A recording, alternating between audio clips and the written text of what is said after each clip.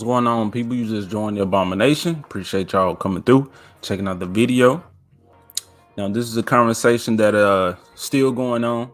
Okay, this is very important, and reason being, we keep saying that the franchises we enjoy, all right, are in the hands of people who don't truly care about them. But I do think it goes further, and that these people don't even care about other people. Okay, and that takes many forms. Now, today in this video, so we about to check out this article where Nate Moore comes out and talks some more about this whole recasting T'Challa situation, which again I don't care about, because I do think Disney Marvels make every decision to alienate your fans, make these properties or these stories, these characters less valuable to most people, so their price can go down and some of us can come out and buy them and be able to work with them, do with them what we want, which is more than likely respect them. This is also very important because, like I said, we say these people are really terrible and whatnot in Hollywood, what they do behind closed doors. Another part of our history or entertainment history is depicting a certain group of people a certain way. And the thing is, although we progress as a people, those mindsets are still there. They're still there. They just evolve with the times. They become less detectable because information is or more available to us. Oh yes, the past can hurt, but the way I see it, you can either run from it or learn from it. So they kind of have to step correctly. But then again, they can do some stuff like in this case with the T'Challa thing, to where it just goes over everybody's head and it's okay, and people continue to support this company or wait to support this company. As soon as you give me one good thing that's gonna entertain me, then you got me back. I'll be back watching your movie, all that type of stuff. Now, what I mean by depicting a certain people, so you had, of course, the crows, okay, you had the monkeys, you have the minstrel stories, or those like cartoons where you see black people with the big lips, okay, sucking down a watermelon. I love some watermelon, okay, so when those characters was doing it, I was right along with them. I didn't grow up actually watching those cartoons when they was hot. It was more so like when you get a Tom and Jerry or a Looney Tunes where they where they can slide some of that stuff in there.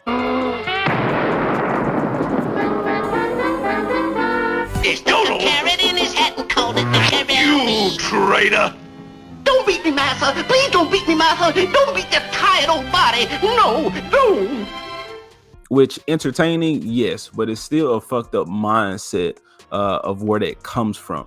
And not only depicting people, but you also have, let's go to slavery, let's go let's go back. You had black slave catchers, or black people whipping one another. So that's definitely how you demoralize a group of people, is you treat them, or you raise some of those individuals, or you teach them to be like you, be terrible like you, and commit these acts to their own people. Now, this is not a history lesson. I'm not a historian. I'm not super knowledgeable on a lot of things. I just know the little bit that I know. But the reason I'm saying all of this is because that mindset, again, it has not changed. It's just evolved. It's just adapted with the time. And I do think Nate Moore, Ryan Coogler are those characters, those Samuel Jackson characters in Django. Django here is a freeman. This nigga here, That nigga there. he gonna stay in the big house? Stephen, he's a slaver. It's different. And I don't throw around the coon house, Negro house thing. I don't say all of that. I just really choose not to use that terminology unless it's clear, unless you're clearly looking at that. And I can't speak to these guys' personal lives, but just the decision making with this character makes me feel that they're over in that area. They're compromised. They do have white guys over them. Okay, again, I can't speak on anybody's individual character or what they're like as people. I can only go by their actions and what they've allowed and not allowed, or what they fought for and not fought for.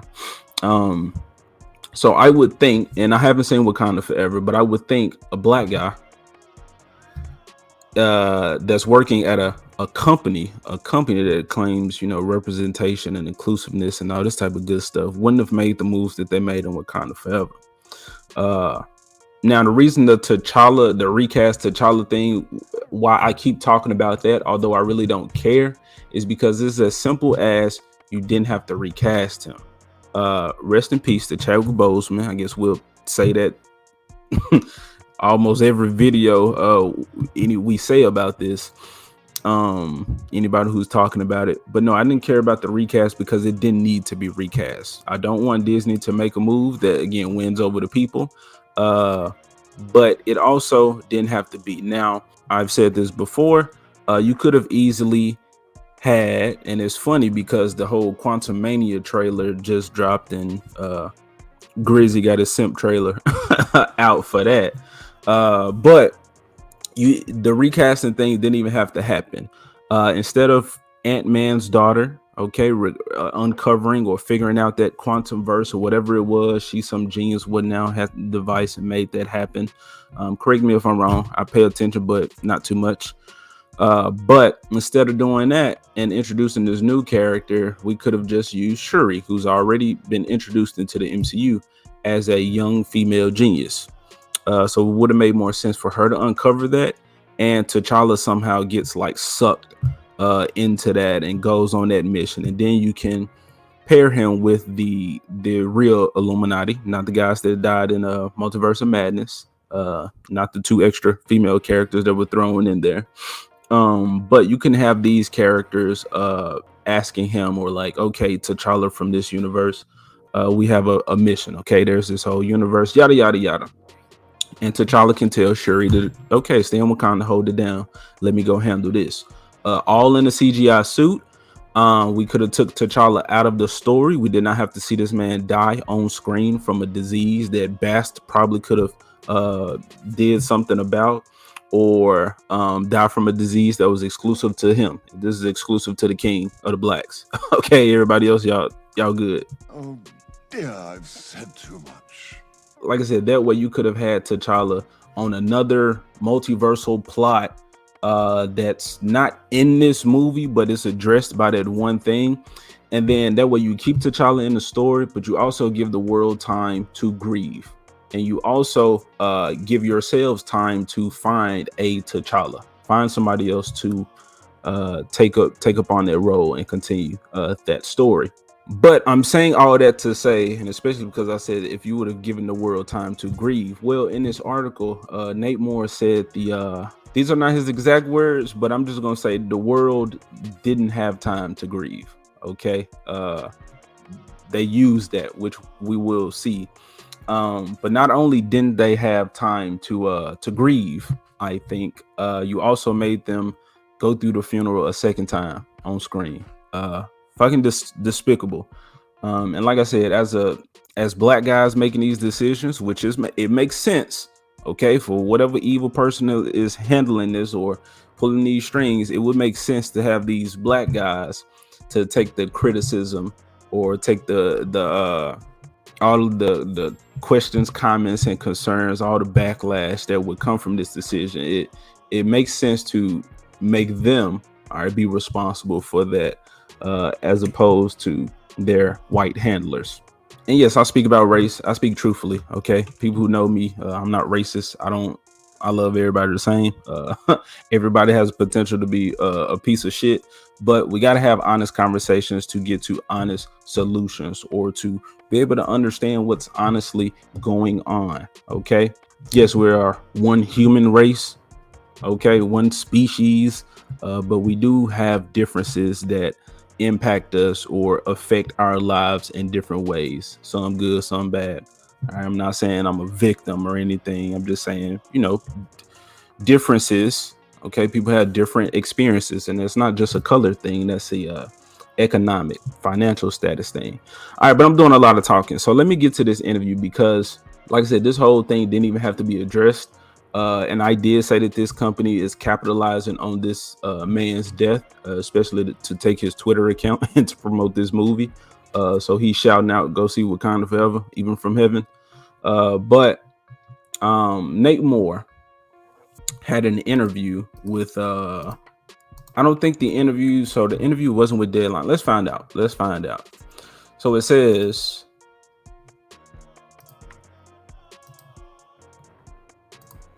producer Nate Moore on pivoting Black Panther after Chadwick Boseman's death and more stories to be told with Harry Styles, Crew Call Podcast. So this is on the Crew Call Podcast. And this is Nate Moore, and this is Ryan Coogler. This is the I think Nate Moore is the executive producer, and Ryan Coogler is a director of Black Panther 1, Black Panther 2. So, and these are Nate Moore's words, according to Deadline. Should we even make this movie? That was a thought that crossed Black Panther Wakanda Forever producer and Marvel executive Nate Moore's mind following the passing of Chadwick Boseman about whether to move forward with the sequel. A script had been written, pre-production already in place, then Boseman's sudden death on August 28th, 2020 at the age of 43 from colon cancer. Again, rest in peace to this man. Unfortunately, we can't really control what people do with our name or legacy once we leave. But I hate to see this happening to what Chadwick helped to create.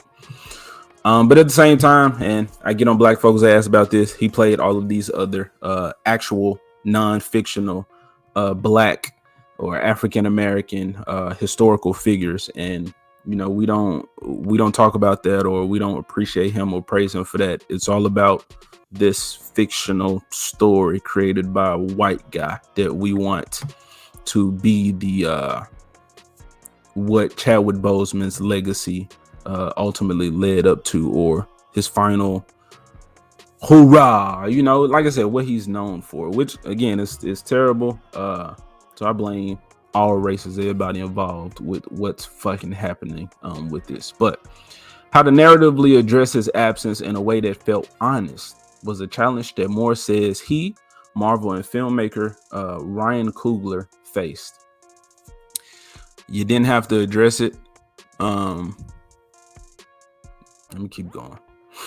Well, I will say the way you address it is at the beginning of the movie or at the end of the movie, in loving memory of Chadwick Boseman, our friend Chadwick Boseman, something. Put a little statement in the movie. There you go. Again, as I say it, it's like, it's who? What made them think that we're going to have a fucking funeral for this man a second time on the screen? That shit crazy. All right, man. All right. It was the only way that felt authentic. Okay. It's probably authentic to him. It's not real morally, but it was his authentic thoughts that this was the way to go. We knew we had a reaction to the passing, but clearly the world did. Moore explains on the latest episode of Crew Call. It felt like the most genuine thing to do as storytellers, says Moore about Boseman's passing, to use that thing as fuel. The notion of recasting never crossed my mind, he adds. And this is the most important. So this is the most important because, you know, a lot of people gave excuses, and shout out to Mark with the C. I watched this video. Thank you, sir, for the work that you do in putting this information out there and speaking on these things. But I saw his video, and again, it's me and Mark been like on the same page with a lot of this stuff. And so I did address it, but now we're having actual words. It's like the more a person talks, like Nate Moore right now, it's like they forget what they said months ago. And especially if they're lying, then, you know, the story changes, it gets altered along the way. So this, now he's saying that no, that it didn't cross their mind to recast him. This line, it felt like the most genuine thing to do. Hold on, let me go back. So we knew we had a reaction to the passing, but clearly the world did. So yes, the world did have a reaction. And his words, according to Deadline, they wanted to use that as fuel for the movie. Now, Marvel movies have been kind of going down for multiple reasons, and they understood that. So again, that's why they capitalized, they used this black man's death. Now, when I say it sounds terrible to y'all, but he can sit there and say they use that thing as fuel, and y'all will just excuse it. But I would think as a storyteller, you would do what I just fucking said. Okay, you would create a story or tell it in a way that you keep that character there, especially when you have a lot of source material to adapt from to give you ideas. Now, I'm not saying my way is the end all be all, it's the best creative decision. I'm just throwing the shit out there. Okay, just off the top of my head, I'm throwing it out there and saying, and then once you get around other people to help mold this or create this story, get this to where it is the definitive version, if that's even a possible, a real thing. Then that evolves, then you tweak it, then you make it make sense within the context of the world that you've already built, which was possible, but again, they got away with this. So no, that's not the most genuine thing to do as a storyteller. But again, to use that thing as fuel for the movie. I wouldn't say, I'm not gonna let him get away with saying that's use it as fuel to light the fire under you, to tell a story, to tell a better story with a death in it because he died in real life. I truly believe he means real world sentiments, as in to fuel the audience's engagement or excitement to go watch that movie, which it did. So many people thought that going to see this movie was paying tribute to Chadwick Boseman. But then it makes me wonder how many of these people donated to a charity, for like cancer or colon cancer. How many of these people that worked with him went to an actual funeral, or did they contribute any type of finances to his funeral? Was that all upon him and his family to take care of? Did Disney's Marvel pay for any hospital bills, any treatment, or anything that he had going on while he was working on these projects with them? Now, I do recall, I think Ryan Coogler saying that they didn't even know about it. He kind of kept it a secret. But like once y'all knew about it, it's like, okay, I would think that Disney would put their nuts on the table and say, hey, we got it. We handling all of this. This man then helped us make a whole lot of money. He then helped us introduce this very important character for so many reasons into the MCU. There was so much that they could have done with their character, but no. So the notion of recasting never crossed his mind. They knew they wanted to use this. That's all I'm trying to say, people. Just how fucked up that is. Okay, now again, this is a black man. What did you see? These two black dudes. So these two dudes are going down in history, especially to black people who care, as the dudes who killed T'Challa, who took away Black King T'Challa, the Black Panther, in only his second movie. Okay, he got introduced in some other folks' movie. He had one movie. He fought another black dude. White guy saved the world threat. And in his second movie, in his sequel, he's not even there. We have a funeral for him in the first opening scene or first few minutes or whatever. That's what I'm told. I didn't see the shit. I won't see the shit. But that's what this is. So to me, these are the two slaves. These are the house Negroes that whipped T'Challa's ass up out of there. They got him up out of here. Too bad for you, cause I just took another job. And even though they don't pay hardly nothing, working for white folks look way better on my resume. And in buck breaking, that's a term used when you take the man, one of the patriarchs of the slaves, and you have everybody around him watching him as he gets whipped, he gets beat, sometimes he gets fucked, okay, sometimes he gets penetrated, all right, by another man. Okay, Massa, the one in charge. And again, it's tough. It's not tough for me to say. It's probably tough for y'all to hear, but that is the situation that I'm seeing right here with this. If you two want your jobs, you will do this. Nate Moore and Ryan Coogler said that Disney gave them the freedom. Kevin Feige, that white man, gave them the freedom to do whatever they want. And this is what they chose to do with that story. I call bullshit. I call bullshit. These dudes' jobs are at stake. Their access is at stake. Something is at stake. Their benefits from working under Disney's Marvel is at stake. So they made those decisions because they were in line with Disney's current agenda. And because they obeyed, you see them partying on the red carpet in Massa's house. Massa Mickey's house. Let's keep going on, see what else can we get out of this. Wakanda Forever thus morphed into a movie about a young woman through grief who finds her sense of power and purpose in the world, that being T'Challa's sister, Shuri, played by Letitia Wright. She's going through this rite of passage, going through the stages of grief, explaining more, and figuring out who she is and whether or not grief will consume her, or if she'll come out the other side and become a hero. She had to go through the fire and figure out who she was. Now, you know what? It would have made more sense to me. You know, did we see the grieving of the father? I can't recall. But you know, that's something. Seeing the siblings and the mom like really address or go over the death of their father. We saw T'Challa have a moment with him in that afterlife spiritual plane or something, but we didn't see Shuri get that. So again, with taking T'Challa into the multiverse and having him doing that, we could have simply seen Shuri grieve her father with her mother. We could have seen that story in that unaddressed plot point in Civil War.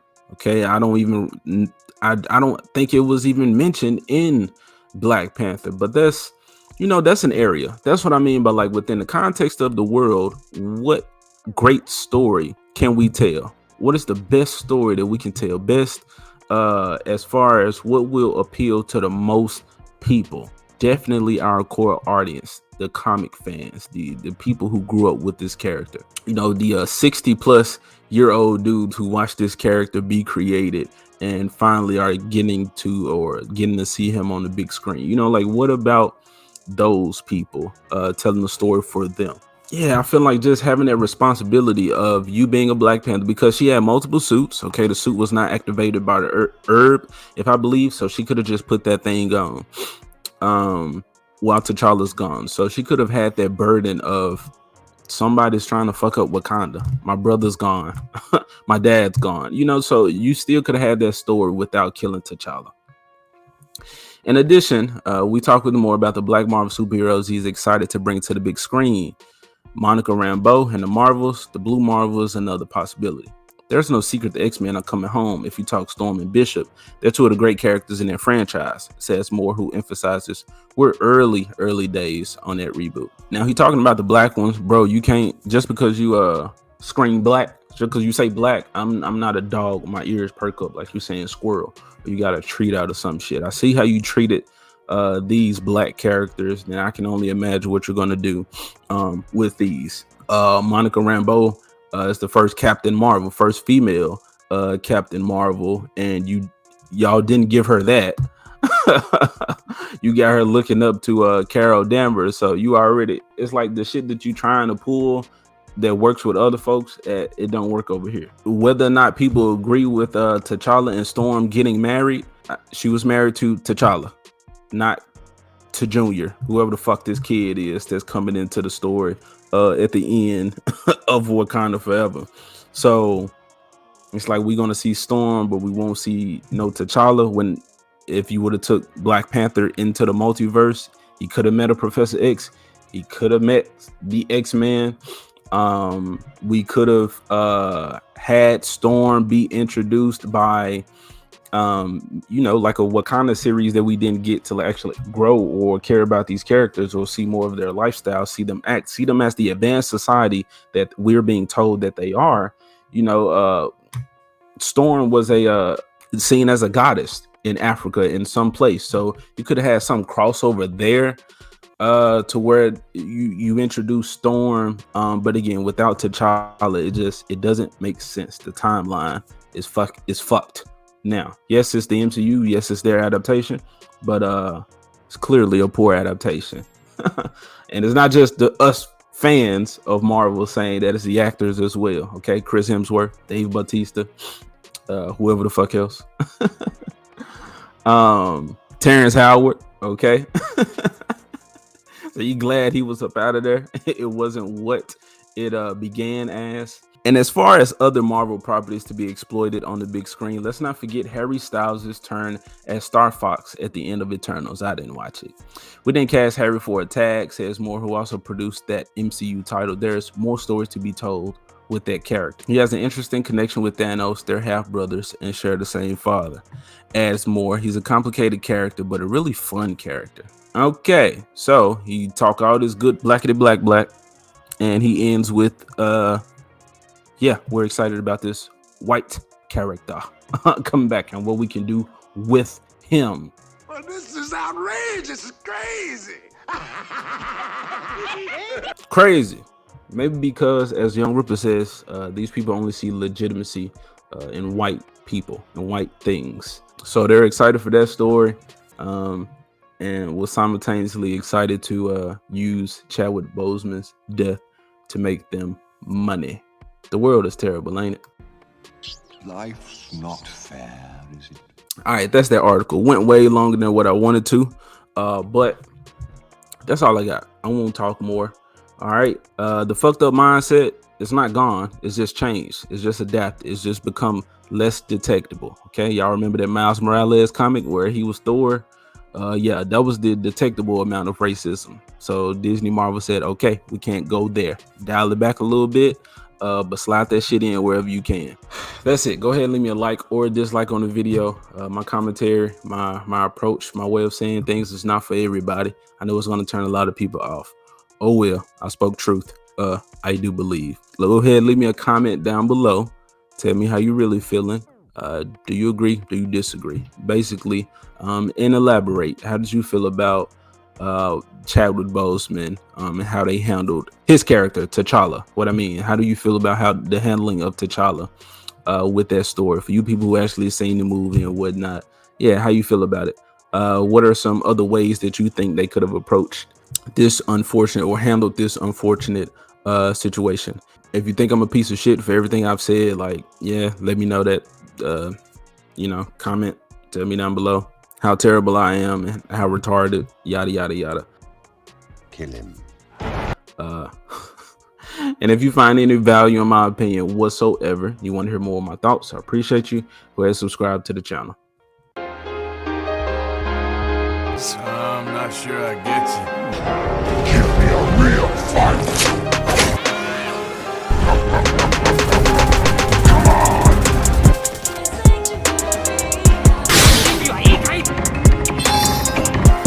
You all right, boy? Any of you guys read that chapter in The Art of War about misdirection?